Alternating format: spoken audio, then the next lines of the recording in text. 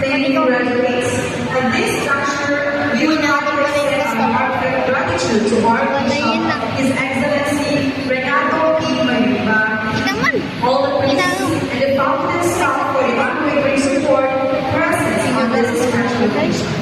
Before we finally conclude the ceremony, we will request the graduates to have their picture taken, starting with the grade 6 St. John Bosco, their advisor, Mrs. Ami Yu.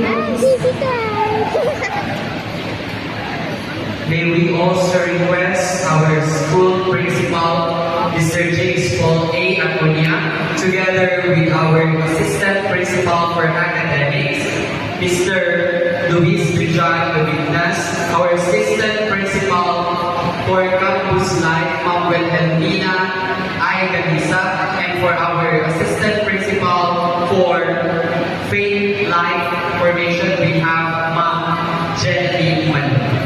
And together with the senior elementary department head,